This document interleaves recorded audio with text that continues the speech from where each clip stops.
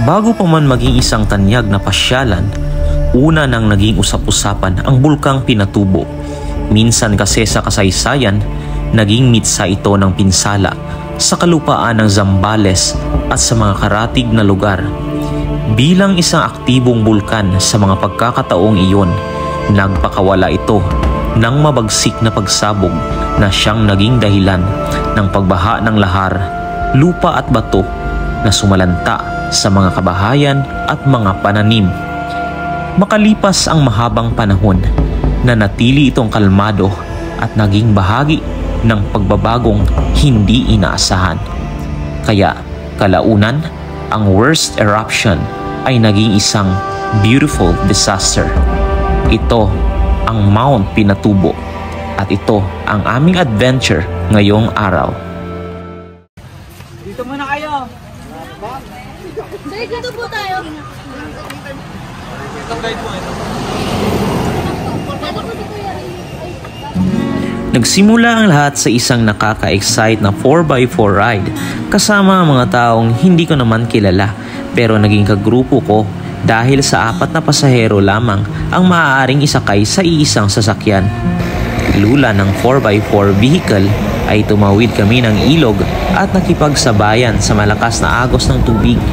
Nakakawala ng antok ang experience at nakaka-amaze na rin considering na first time kong mararanasan ang adventure na ito.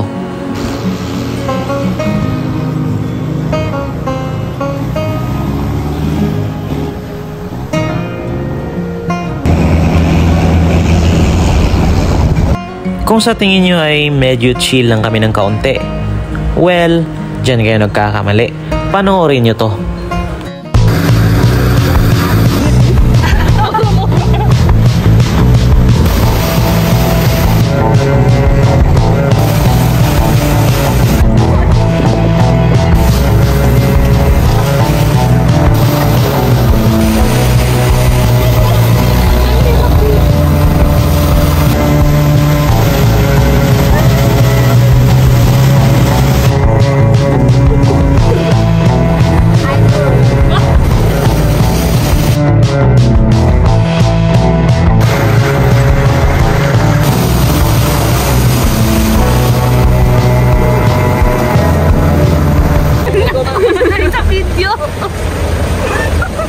Wait lang, use for all kami yung mga pag-aawit. Palagay mo na dito mo. Palagay mo. Wala. Nasiraan. Tayo ka na date lang. Bilis na rin. Kuya, saan dapat na po yung isa? 1, 2. Pinahila. Oh, atras pa. Atras pa rin. Atras pa ba? Atras pa. Higa ba? Wah.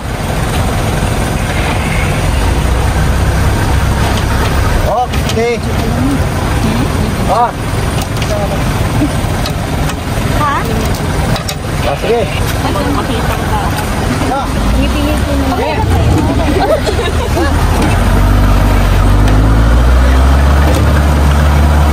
Bagamat medyo nakakakaba ang biyahe, hindi naman kami binigo ng kalikasan sa mga magaganda nitong tanawin. Namangha kami sa mga anyo ng kabundukan na inukit at hinulma ng lahar mula sa bunganga ng bulkang Pinatubo. Ah, sige na lang pa rin ang tali. Oo. Sakay na pa kayo. Ayun ko nito kayo.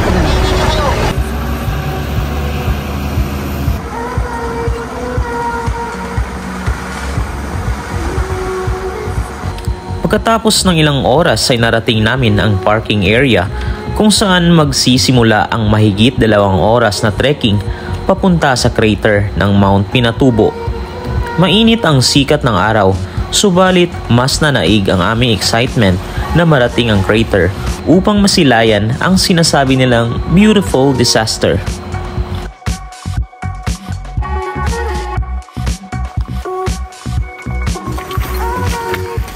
Along the way ay mayroong mga pahingahan na pwedeng tambayan pansamantala kung sakaling hindi mo na kaya ang pagod. Dahil medyo may kalayuan pa ang crater ay malaking tulong ito para sa amin. Naramdam na rin ang panghihina ng tuhod. kaunting minutong pahinga, then we're good to go.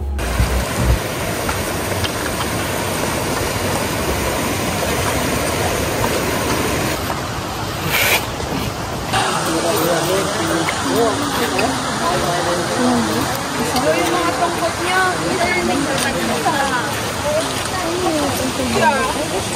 What makes Mount Pinatubo's trail unique among the other mountains?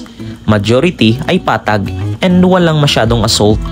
Perfect for beginners dahil tanging sikat ng araw lang ang kalaban mo while trekking papunta sa crater ng bulkan. Very abundant din ang water sources, though medyo skeptical tayo kung pwede itong inumin. Despite that, pwede ka namang lumusong sa mga mini water pools along the way kung trip mong maligo. Ang tawag nito, kuya? Taboy po, kuya, sa amin. Tabay? Taboy. Tabay.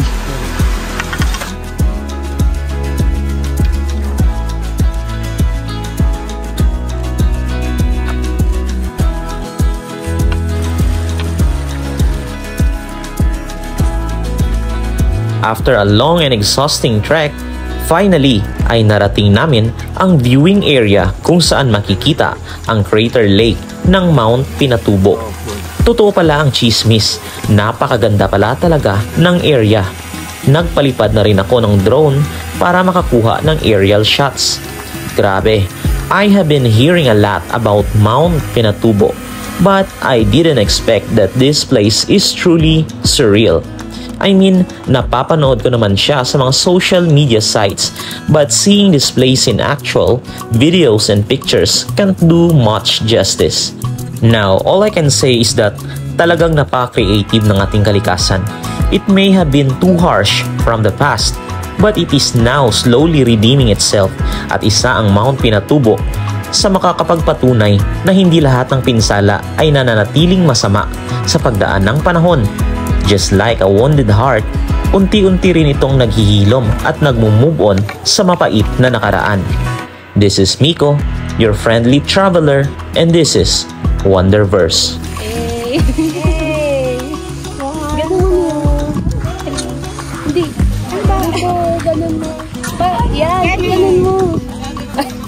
Ipasok mo yung dito. Ipasok mo pa mo. Yan. Tapos tsaka mo i-ganun mo.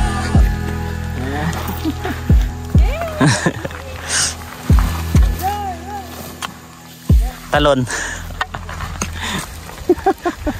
Video. Talon ka. Jump shot. Talon ka. Jump shot.